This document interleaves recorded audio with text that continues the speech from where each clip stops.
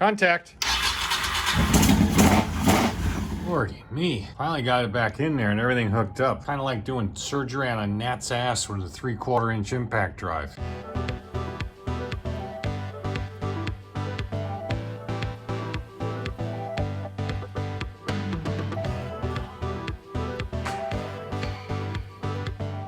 All right, it's time to cue the circus music.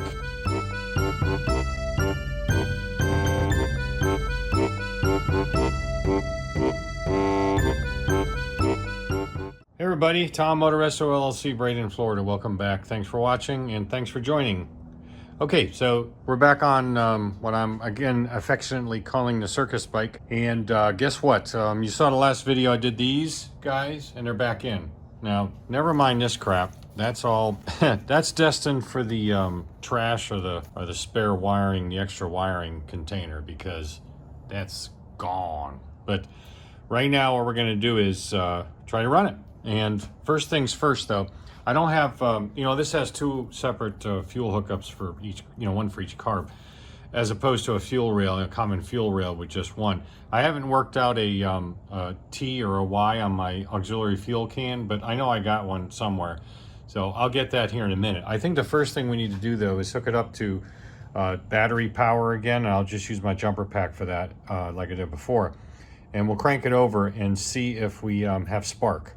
We'll just leave the spark plugs in and I'll put a test plug in there and make sure it's firing, because I haven't even tested that yet. So let's go ahead and do that. And while we're doing it, I'll tell you what I found, because I did some borescope work just a little while ago too, both in the intakes and inside the cylinders. All right, who stole the damn ignition? Oh, buried behind all this crap. All right, let's see what we got. Now we found the damn ignition. Here's a spark plug hooked up to the front cylinder. I guess that'd be number one. Oh yeah, we got spark. Cool.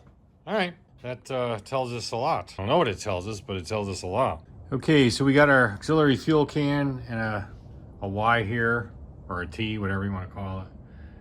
And I didn't pressure test these carbs. I meant to, I just didn't do it. I did a pretty due diligent job, getting them cleaned and putting all the new parts. And I'll tell you what happened with these really quick.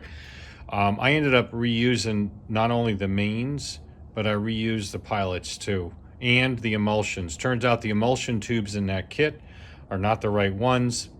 I also had to reuse the slow screws, the pilot screws.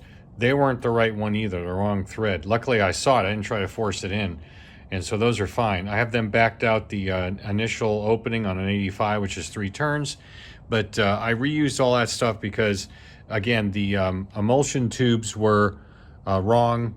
So I figured since I'm reusing the main jets, then I just reused those. And since the other parts in that kit were wrong, I said I'm just going to go ahead and reuse the slow jets too. I had to do about 4 treatments in the ultrasonic to get those suckers cleaned out, but I verified everything is open and clean. Doesn't look like we have any drips from the carbs, so that's good. So here's a question for you. Do I start it like this, because I had pulled the mufflers off, to get at everything else, straight pipes? Or should I put the mufflers, at least slip them back on, for at least this first start? What do you think? I think we're gonna go ahead and put the mufflers on. Yeah. No, we're not going to do that. Yeah, we'll go ahead and try her out open piped. I'm getting ready. I'm pretty much ready to do it, but for some reason, I think I'm forgetting something. I don't know. What do you think? Too much? Yeah, just kidding. I am keeping the fire extinguisher close by, though. All right, so let me double check everything here. By the way, I disconnected the fuel pump. I don't want this running while we have the engine running, because we don't need it. It's just going to burn up. See what happens.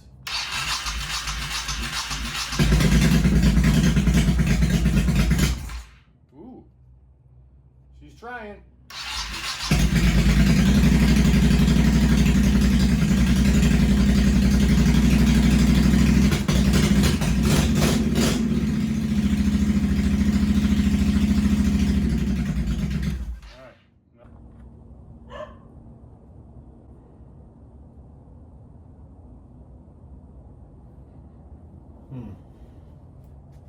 It don't look so good, that's for damn sure. I may just drain this out.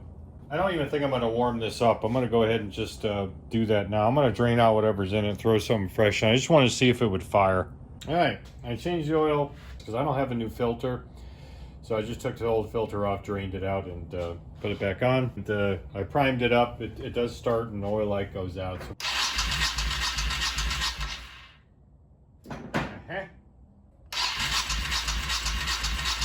I had it on off. Might pop here, sorry.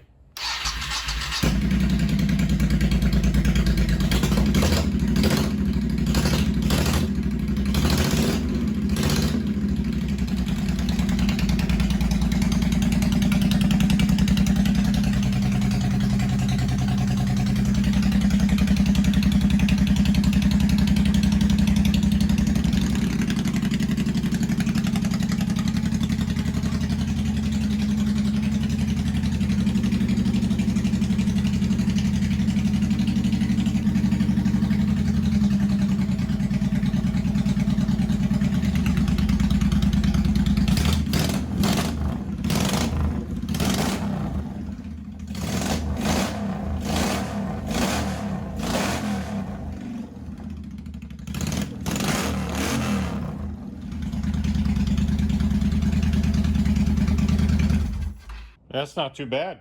That's with the enricher off, and just the idle I had bumped up apparently when I was doing the carbs, and they're not even balanced yet. And she's running pretty damn good. Really surprised. Put the mufflers on. Too loud.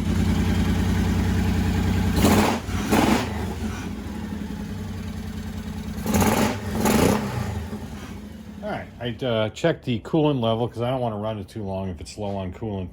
The overflow or reservoir tank down there is empty, but the radiator's full. So I'm sure the coolant is probably dates back to the 1940s probably, but that's good enough for now. Like I said, we're in the beginnings of kind of seeing if we can get this thing back together. Let's get that out of the way before it melts. Speaking of melts, something's bound to melt on here, but any guess on who's the first victim? Anyway, what we're going to do now is I'm going to go ahead and run a quick sync on it. I only have to use 2 banks of the carb tune, of course. And if you are not familiar with these, I will show you how this does it. I have the adapters for this.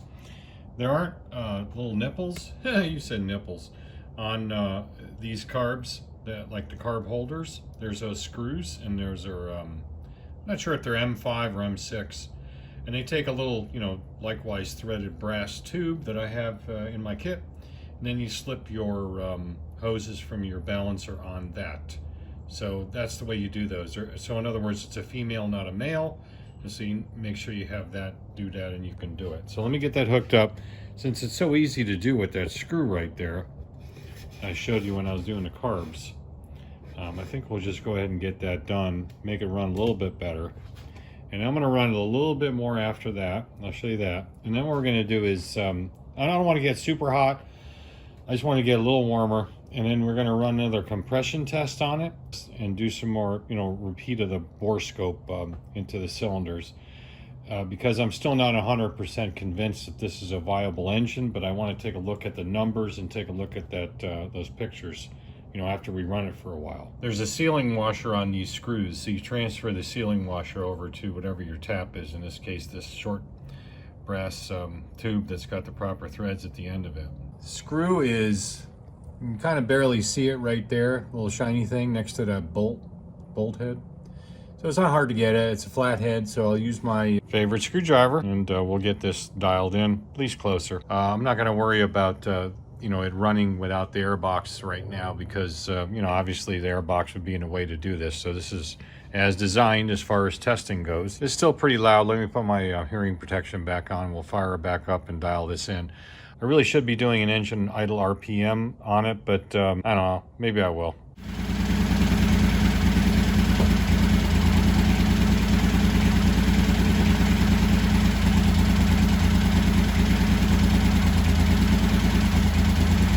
Start there. See, pretty far off, see?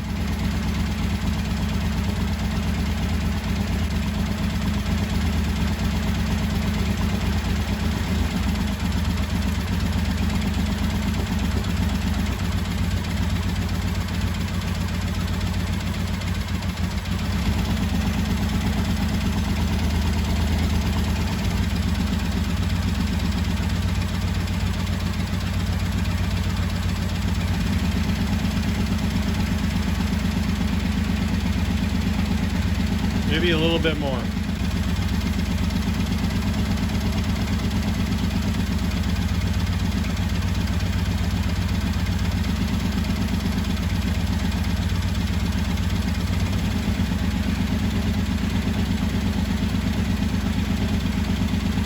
That'll work.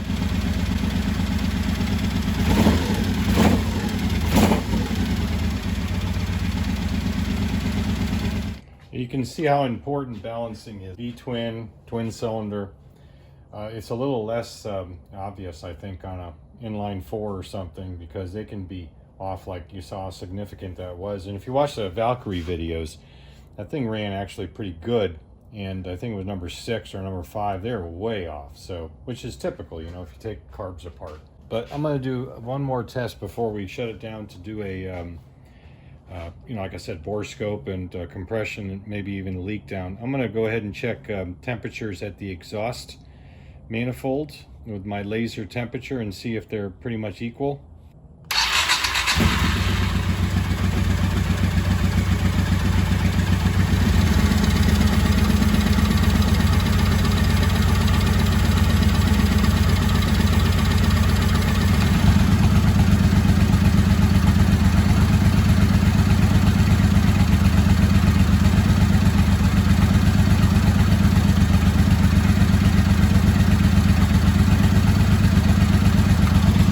Not bad, I like it. It's about the same. I mean, you're going to get some variance because it's not the most accurate temperature measurement, but it gives you a good idea. I use that really a lot on the inline 4s, especially when you think you got a bad cylinder or a bad spark plug or something, or slow jet is shit on one of the carbs plugged up. You know, it'll tell you a lot. At least identify which cylinder to at least start some preliminary checking. So I like it. All right, it's definitely warm enough now. So first thing we're going to do is run a, what am I going to do? Yeah, we're going to run a comp test on it. Focus. Spark plugs look pretty good. This is all, you got to understand, this whole thing is all in preparation of giving the customer a more accurate estimate on doing everything he wants done. Because this is going to be a big job, and you know, we'll get into it another time. Remember, there is 4 plugs, but there's only 2 jugs, so basically we're going to leave the other 2 in. And since we worked with the bore scope from the other side, we'll work from this side. We'll do that first. I'm going to turn the switch off because, as we found out before, it will crank with the kill switch off, so we don't want it firing. I also drain the carbs whenever I do a compression test when the carburetors are installed. It's easy to get to, and the reason why is we have to go wide open throttle and hold it here. I'll put a clamp that goes against the brake lever to keep it wide open. And I don't want to pull in an intake charge of fuel while I'm doing that. There's no reason for it, and you know, it's not good for it. So that's what we're going to do, and that's usually what I do on even inline 4s when I do that. As you remember from the earlier video, yeah, 1 or 2, whatever it was, when I did the initial compression test, the carbs had been removed, so we had open carb holders, so there wasn't any need for any messing around with that. That's really the way I like to do it anyway, especially on an initial evaluation, is pull the carbs and do it open. That way you really get an accurate representation. But we have to have the throttle wide open because the butterflies. Remember, vacuum is a product of pulling against a closed circuit as far as pulling air out of something and creating vacuum. As we know, when we're at idle, we have the highest vacuum at the intake of the carb right there because the butterflies are almost completely closed. There's a little bit of space there because it's idling, you know, has to have a little bit. But we don't want that when we're doing a comp test because it can't pull a good air charge. It'll give you in false low numbers what it'll do. So we lock this open and then we do a comp test. But let's go ahead and reach in there with the bore scope and the camera on the end of the rope, and then we'll take a look at what the cylinders look like.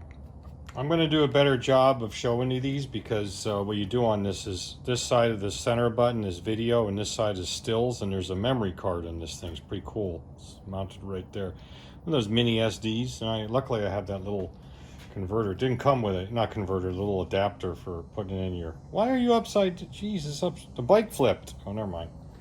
I have one of those, and I have the slot on the computer where it takes that. My new Dell has that, so... All right, but I'm going to try to show you as I do it as well, but I'm going to interweave those photos in here as we go. This is your rear jug. So I guess it's number 2. Huh. Doesn't look so bad. Nice cross hatching on the cylinders. Top of the piston looks pretty good. He's cleaned up pretty decent. A $2 shit show in this place. There's another shot of it if you can see. Like I said, I'll put him in there.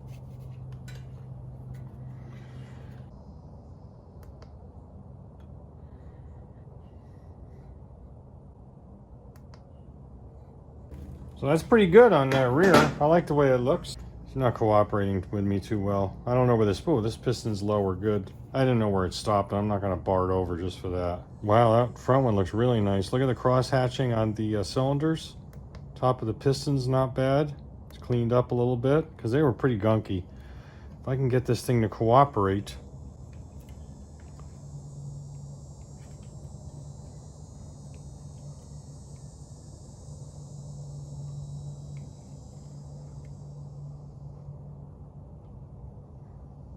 That's not bad. Yeah, I can't see the valves, probably because I'm not pointed at them, but let's see if we can redo this and see them. It's just so hard to get in here with this. You know what? I'm going to go the other side. I'll do my best here, folks, but like I said, I'll put them in. It's kind of important I see, really. I know that I love you and everything, but I can't get it up, damn it, to do the valves. The cylinders look great over here, and this was the ones that this was the one in particular I was really concerned about. That could be a reflection, I'm not sure. Can you see this? Yeah, it looks pretty good. I mean, I think what you're seeing there is a little reflection off the side of the cylinder walls, but you can really get a picture of the pretty good cross hatching on. I mean, you can see the honing. It sucks when your borescope won't come out. The thing is just being naughty. Not bad though. We'll do the front one here. Switch hands, give it the classic reach around. And I know that cylinder's not up to the top, so what is going on here? Alright, come on. If it had hair around it, I'd hit it immediately. Oh, I think it's got goo on it. I know there's a joke there somewhere. That's the top edge. Probably where this piston was sitting. The ring's sitting right there.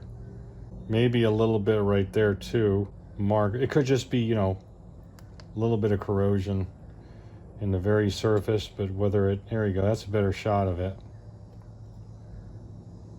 So there is some on this front cylinder.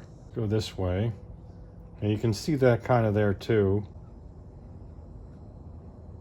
Anyway, they're not terrible, but I got a couple shots I'll, like I said, stick in the video at this point. But let's go ahead and get hooked up for that pressure test, or pump test rather. Okie dokie, kids. We got to be a contortionist to get up there and just turn a freaking ignition on. I got to get that dumbass crap out of the way. Now, I'm doing the rear jug first because if you remember correctly, and I'm sure you do, we had like 90 psi when I first did it after putting a little oil into it. And well, yeah, just a little bit of oil. I don't mean oil to skew the compression, but to lubricate it because it's been sitting since Hector was a pup. So we got the thing off. The throttle is locked wide open, and then we'll go ahead and see what we got now on the rear. The plugs, of course, are back in on the other side.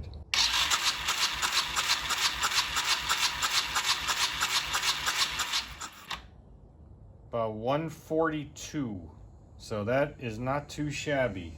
So we can say pretty confidently that that intake valve definitely reseated, and it must not have been like terrible pitting or something. Yeah, with this kind of number, at least on this cylinder, I don't see any reason to do a leak down, especially the way it's running.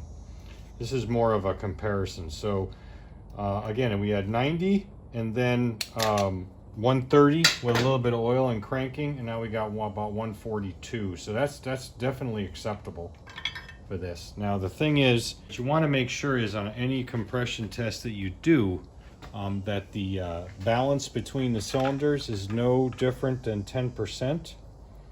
So if you have 140 psi, you don't want any more than 14 psi variance. It's not anything multi-cylinder that you're doing, just a good rule of thumb. And if you find if you look into service manuals, rather, you'll find that's pretty much what they come up with when they say no more than a 12 psi or whatever psi variance. All right, so now we're doing the front. 140 on the nose. So I'd say that we're good, real good. Yeah, I'm liking it. This is the rusty crap that's come out of that left header here for the rear cylinder. Yeah, remember that one was the rustier one on that valve. It's not bad. I'm not unhappy with that at all. Let's get the plugs back in. We'll fire it up one more time. And then I gotta call a customer and talk to him about what he wants to do. Now that I know something, I really didn't know anything before. And do not forget to do this, because if you do, it will be a bad day. All right, why not? Let's, just for shits and grins, give it a shot. I recharged the carburetors with fuel. As you saw, I got the throttle put back to normal position. Got it in run mode, and so let's give it a shot.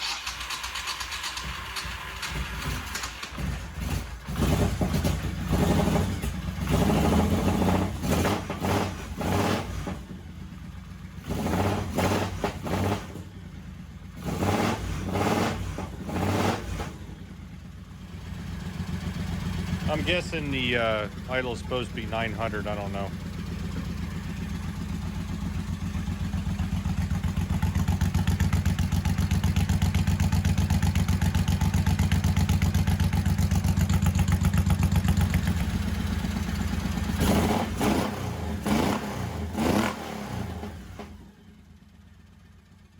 Ha! Contact!